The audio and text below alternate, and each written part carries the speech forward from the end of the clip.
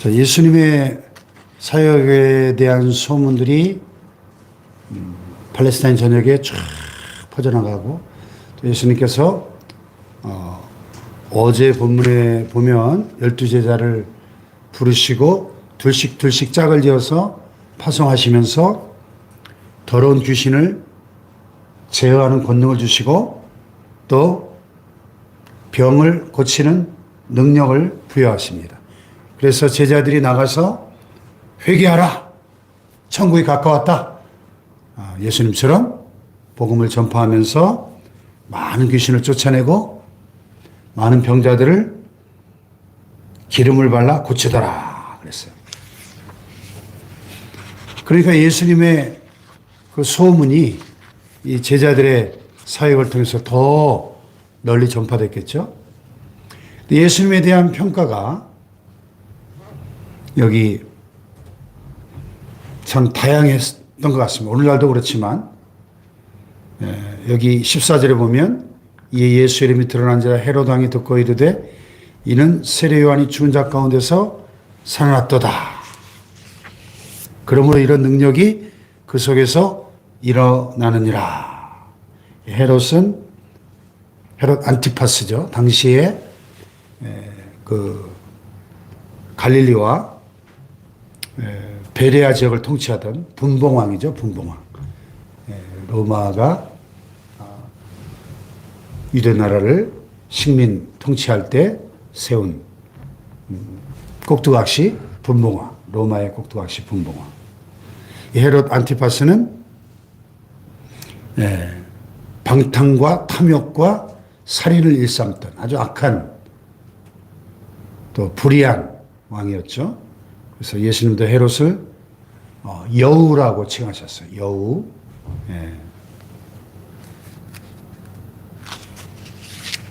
그 헤롯이 예수님의 소문을 듣고 야, 내가 죽인 세례 요한이 다시 살아났네.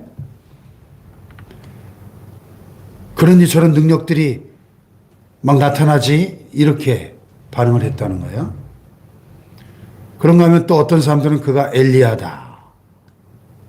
엘리야는 구약의 대표적인 선지자죠. 불의 종, 능력의 종. 많은 기적을 행하고 죽은 사람도 살리고, 참 대단한 선지자였죠. 그러니까 예수님이 많은 병자들을 고치고 죽은 자를 살리고 능력을 행하시니까 야, 엘리야가 다시 우리 시대에 오셨다, 이렇게 말하고, 또 어떤 사람은 선지자다, 옛 선지자들 중에 한 분 같다. 또 헤롯은 듣고 이르되 내가 못뵌 요한 그가 살아났다. 여러분, 오늘날도 전 세계 수십억의 사람들이 예수님을 믿고 따르지만 예수님에 대한 이 시각이 이렇게 다양한 거예요. 어떤 사람들은 저 좋은 분, 위대한 성인, 도덕 군자, 인류의 위대한 스승. 대부분의 세상 사람들은 예수 그리스도를 기독교의 창시자, 교주, 성인, 이 정도로 생각하는 사람들이 대부분이죠. 그러나 우리는 예수 그리스도만이 나의 구세주요 주님이요 나의 주 나의 하나님이라고 고백합니다. 할렐루야.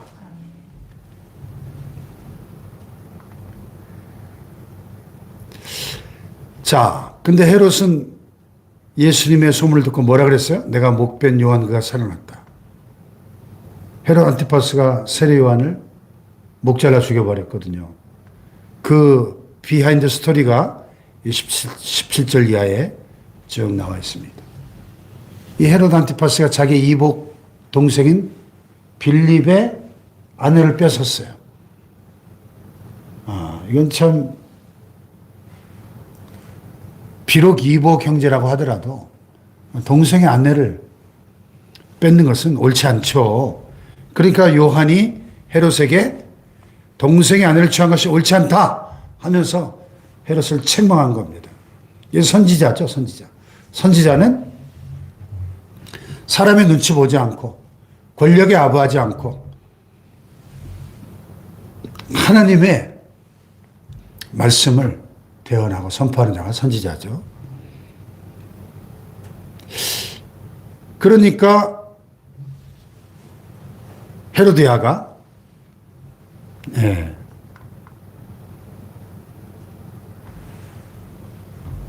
그 헤롯의 동생 빌립의 아내 헤로디아가 요한을 원수로 여기서 죽이고자 했을 때 하지 못했다는 거죠. 왜냐하면 세례 요한은 당시에 선지자로 유대나라 전 지역에 널리 예수님만큼 유명해진 인물 아니에요? 예수님의 선구자로 예수님보다 6개월 앞서 와서 예수님을 전파했던. 그러니까 헤롯이 요한을 의롭고 거룩한 사람으로 알고 두려워하여 보호하며 또 그의 말을 들을 때 크게 번민하면서도 달갑게 들음이라라. 의롭고 거룩한 사람으로. 뭔가 일반 사람들과는 다른 그 거룩한 그 포스를 느낀 거죠. 그러니까 그의 말을 들을 때 괴로우면서도 또 달갑게 들었다는 거예요. 그런데 마침 기회가 좋은 날이 왔다 그랬어. 자기 생일에 헤롯이 신하들과 천부장들 갈릴리의 귀인들을 초청해서 잔치를 할 때 헤로디아의 딸이 살로메라고 하는 딸이 친히 들어와서 춤을 추었다는 거예요. 영화에 보면 아주 음란한 춤을 춥니다. 그래서 헤롯과 그와 함께하는 자들 기쁘게 했다. 그랬더니 헤롯이 그 헤로디아의 딸에게 무엇이든지 네가 원하는 것을 내게 구하라 내가 주리라. 얼마나 마음이 기뻤던지. 네 소원이 뭐냐? 무엇이든지 내게 구하면 내 나라의 절반도 주겠다. 이야. 그랬더니 이 헤로디아의 딸이 그 어머니 헤로디아에 가서 말하되 내가 뭘 구할까요?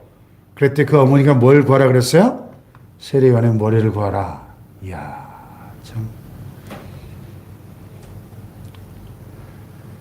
참 여자들이 독한 것 같아요. 예. 그랬더니 저가 곧 왕에 급히 들어가 구하이르되 세례 요한의 머리를 소반에 얹어 내게 주기를 원합니다. 왕이 심히 근심하나 자기가 맹세했잖아요. 그 모든 귀인들 앞에서 거절할 수가 없죠. 시병 하나를 보내서 당시 감옥에 갇혀있던 요한의 머리를 가져오라. 그래서 옥에서 목을 베어가지고 소반에 담아서 가져왔다는 겁니다. 자, 오늘 이 세례 요한의 순교죠. 이 세례 요한의 순교를 보면서 우리는 어떤 교훈을 얻어야 할까요? 세례 요한이 어떤 사람이었죠? 누가복음 1장에 보면 예수님 탄생하던 당시에 제사장 사가랴의 아들로 태어나죠.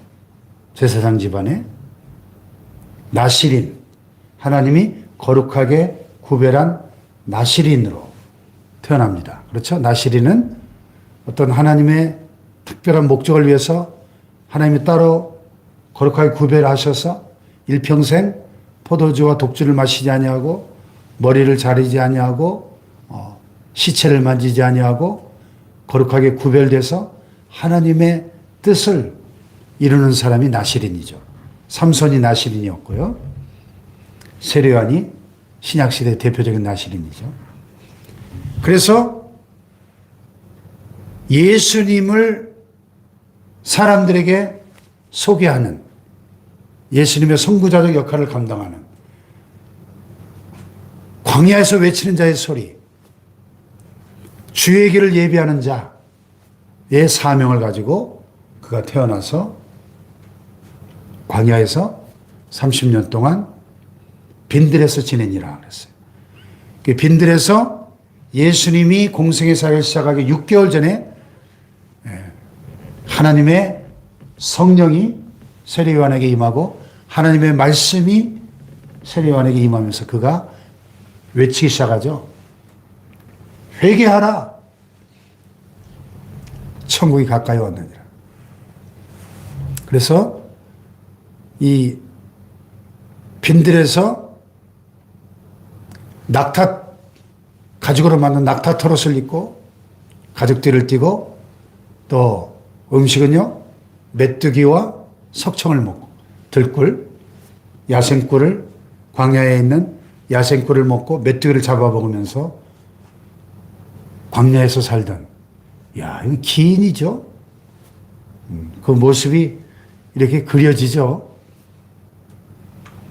그런데 하나님의 말씀이 임하니까 그가 하나님 말씀을 대언하기 시작할 때 그것은 구약의 마지막 선지자 말라기 이후에 400년 동안이나 이어졌던 기나긴 하나님의 침묵이 깨어지던 순간이었거든요. 400년 만에 하나님의 선지자를 보내신 거거든요. 신구약 중간기 그 긴 침묵기를 깨고 회개하라 천국이 가까이 왔느니라 광야에 외치는 자의 소리. 그러니까 사람들이 이 세례요한의 외침을 듣고 온 유대와 갈릴리 사방에서 요한에게 나와서 요단강에서 세례를 받으면서 자기의 죄를 자복하고 세례를 받는 엄청난 회개와 영적 각성이 일어납니다. 그리고 예수님이 공생의 사역을 시작하시기 위해서 광야 40일 금식을 마치고 요단강에서 요한에게 세례를 받으러 나올 때 예수님에게 세례를 베풀고 사람들에게 예수님을 소개하죠. 보라! 세상 죄를 지고 가는 하나님의 어린 양이로다. 할렐루야. 예수님을 처음으로 사람들에게 소개하는 참 귀한 사역을 감당합니다. 예수님의 앞길을 예비하는. 그 당시 그 유대 사람들이 이 세례요한의 말을 듣고 이해했을까요? 저게 뭔 소리요? 했을까요? 하나님의 어린 양이로다. 세상 죄를 지고 가는 하나님의 어린 양이로다 할 때 그 메시지를 이해했을까요? 고개를 갸우뚱했을까요? 하나님의 어린 양이라는 말을 이해했을까요? 이해하지 못했을까요? 정확하게 이해했을 겁니다. 왜냐하면 유대인들은 그 당시 이미 모세 때부터 1500년 동안 해마다 6월절이 되면 뭘 잡아요? 유대인들의 제일 큰 절기가 뭐예요? 6월절이잖아요. 출애굽을 기념하는. 6월절 때 뭘 잡아요? 어린 양을 잡아요. 6월절 3일 전에 1년 된 수컷 흠이 없는 어린 양을 집집마다 다 잡아요.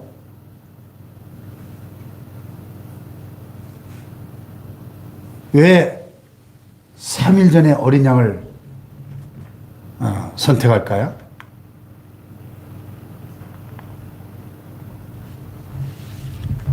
흠이 없어야 되니까. 3일 전에 흠이 없는 거를 골라가지고 그 다음날 가서 보니까 흠이 없네. 또 셋째 날도 가서 보니까 흠이 없네. 예. 강문호 목사님의 해설에 따르면 예수님께서 불법적인 재판을 받고 십자가에 돌아가셨는데 대제사장 가야바가 아무리 이런저런 죄목으로 예수님을 고발하려고 했지만 흠을 찾을 수 없었죠. 빌라도가 이 사람은 무죄하다. 내가 흠을 찾을 수 없다. 공포하잖아요. 헤롯에게 보냈더니 헤롯도 흠을 찾을 수 없었죠. 흠이 없네. 흠이 없네. 흠이 없네. 그래서 3일 전에 선택했다는 거죠. 흠이 없는 어린 양. 그 6월절 양이 피 흘려 죽음으로 모든 이스라엘 백성들 집안의 장자들이 죽음을 면했지 않습니까? 네, 그 어린 양의 희생. 또 1년 365일 중에 가장 중요한 날이 무슨 날이죠? 이스라엘 그 유대 달력에 따르면 대속죄일. 1년에 한 번 대제사장이 어린 양을 잡아가지고 그 피를 대접에 담아서 지성소로 들어갑니다. 1년에 딱 한 번. 그리고 그 어린 양의 피를 그 언약궤 사방에 뿌리고 바르고 하나님 앞에 분향하면서 백성들의 죄를 위한 속죄의 제사를 드려요. 그때 하나님이 그 어린 양의 피를 보시고 이스라엘 모든 백성들의 죄를 사하신 줄 믿습니다. 할렐루야. 그 대속죄일 날 피 흘려 죽었던 그 어린 양은 누구를 예표해요? 하나님의 어린 양? 예수 그리스도를 예표해요. 그리고 그 대속죄일 날 아사셀 염소, 아사셀 양을 선택해가지고 그 아사셀 양의 뿔을 잡고 안수하죠. 대제사장이. 하나님, 우리 민족이 이러이러한 죄를 졌습니다. 우리의 모든 죄를 이 아사셀 염소에게 다 뒤집어 씌웁니다. 안수해서 전가해가지고 그 죄가 전가가 되는 거예요. 그래서 아사셀 양을 끌고 어디로 갑니까? 광야로 가서 그 광야 끝에 보면 낭떠러지가 있어요. 낭떠러지에서 떨어뜨려 죽이는 거예요. 그러면 이 아사셀 양은 이 대제사장을 포함한 이스라엘 모든 백성들의 죄를 다 짊어지고 광야 낭떠러지에서 떨어져 죽는 겁니다. 그러니까 세례요한이 예수님 보고 보라 세상 죄를 지고 가는 하나님의 어린 양이로다 할 때 그 메시지를 알아들었어요? 못 알아들었어요? 정확하게 알아들었어요. 그 의미를. 그들이 해마다 치르는 절기와 대속죄를 통해서 어린 양의 의미가 뭔가를 너무나 잘 알고 있었거든요. 할렐루야. 자, 예수님의 앞길을 예비한 이 위대한 사역자 세례요한이 목이 베어서 비참한 최후를 맞이합니다. 자, 세상적으로 볼 때 세례요한은 참 불행한 인생이죠. 평생을 집 한 칸 없이 가진 것 없이 빈들에서 낙타토롯을 입고 메뚜기와 석청을 먹으면서 하나님 말씀을 전하다가 감옥에 갇히고 감옥에서 목이 잘려 최후를 맞이합니다. 얼마나 불행한 인생이에요? 비참하고. 근데 예수님은 세례요한의 인생을 뭐라고 평가하셨죠? 여자가 낳은 자 중에 세례요한보다 더 큰 자가 없다. 최고의 평가를 하셨죠. 가장 위대한 인생이다. 세상 사람들은 불쌍하다, 비참하다, 안 됐다 했지만은 예수님은 세례요한을 가리켜 최고의 인생이었다 평가하셨어요. 할렐루야. 그 강문호 목사님 수도원 운동을 하고 계신데 수도사들의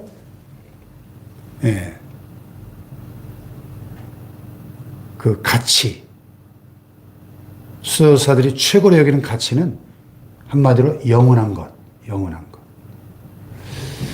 여러분, 돈은 가치가 있지만 영원하지 않잖아요. 권력이 가치가 있지만 총선이 다가오는데 영원하지 않잖아요. 복이 영화, 이 세상 모든 즐거움과 쾌락, 사람들이 좋아하는, 추구하는 그 모든 가치들은 가치 있어 보이지만 영원하지 않거든요. 여러분, 우리가 예수 믿고 얻은 구원, 하나님의 자녀가 되고 천국 백성이 되고 영생을 얻은 이것은 영원한 것입니다. 할렐루야. 우리가 하늘나라 가서 받을 상급도 영원한 것입니다. 아멘. 예수님께서 우리를 위하여 예비하고 계신 하늘의 그 집도 영원한 것입니다. 영원한 것만이 진정으로 가치 있는 것이죠. 할렐루야. 짐 엘리엇 선교사가 미국 최고의 명문 휘튼 칼리지를 졸업하고 20대 후반의 젊은 나이에 저 남미에 식인종들이 사는 그 밀림에 선교하러 갔다가 헬리콥터로 딱 그 밀림에 내려놓고 헬리콥터는 떠났어요. 도착하자마자 이 식인종들이 달려들어가지고 이 짐 엘리엇을 창으로 찔러 죽이고 그 식인종들의 밥이 됐어요. 그 다음날 미국 유력 일간지 일면에 대문짝만하게 대서특필된 기사 제목이 What an unnecessary waste, 영어로. 이 얼마나 불필요한 낭비인가. 명문 위튼 칼리지를 졸업한 20대 후반에 이 전도 양양한 이 아까운 청년이 그 식인종들의 희생물이 되다니 이 얼마나 불필요한 낭비인가 이렇게 신문에 실렸어요. 그런데 이 짐 엘리엇 선교사의 장례식에서 그의 부인이 답사로 나와가지고 우리 남편의 죽음이 불필요한 낭비가 결코 아닙니다 하면서 남편이 죽기 전에 쓴 일기장을 보여줬어요. 그 일기장에는 이렇게 쓰여져 있었습니다. 영원한 것을 위하여 영원하지 않은 것을 포기하는 인생은 결코 어리석은 인생이 아니다. 영원한 것을 위하여 영원하지 않은 것을 포기할 줄 아는 인생. 할렐루야. 그것이 진정 지혜로운 인생이죠. 짐 엘리엇 선교사는 영원한 가치가 무엇인가를 알았고 영원한 하늘의 상급을 바라보면서 영원하지 않은 이 땅의 것들을 포기했기 때문에 선교사로 갈 수 있었겠죠. 세상 사람들은 그의 죽음이 헛된 죽음, 불필요한 낭비로 보았지만은 그 짐 엘리엇 선교사의 부인과 또 자녀들이 그 남편의 뒤를 이어 아버지의 뒤를 이어 또 그 지역으로 가서 그 식인 부족들에게 복음을 전하고 마침내 그 마을 전체가 예수 믿고 구원받는 식인종들이 복음화되는 놀라운 기적이 일어났어요. 할렐루야. 결코 불필요한 낭비가 아니죠. 오늘 여러분이 추구하는 최고의 가치가 무엇인가요? 오늘 여러분은 무엇을 위해서 살고 계신가요? 우리가 짐 엘리엇 선교사처럼 또 사막의 수도사들처럼 또 오늘 본문의 이 세례 요한처럼 영원한 가치를 추구하는 하나님의 사람들 되시길 축복합니다. 잠시 있다 사라져버릴 이 땅의 것들이 아니라 이 헤롯 안티파스 당대 갈릴레 분봉왕으로 권력과 또 탐욕과 또 동생 하나를 빼앗는 이런 방탕함과 음란함과 이런 세상 욕심을 추구하던 헤롯 안티파스는 지금쯤 저 지옥 불꽃 아래서 고통받고 절규하고 있을 겁니다. 무엇을 위해서 우리가 이 짧은 인생을 살아갈 것인가? 무엇을 추구하며 살 것인가? 영원한 것, 영원한 하늘의 가치를 바라보고 추구하는 세례 요한과 같은 복된 인생, 지혜로운 인생 되시기를 주님의 이름으로 축복합니다. 기도하십시다. 하나님, 한 번뿐인 짧은 인생, 일회적인 인생, 허무한 인생, 이 땅에 썩어질 것들, 불타 없어질 것들, 인해고 사라질 것들을 추구하며 살지 않게 하시고 영원한 하나님 나라의 가치를 바라보고 추구하며 세례 요한처럼 짐 엘리엇 선교사처럼 살아가게 하여 주옵소서. 주여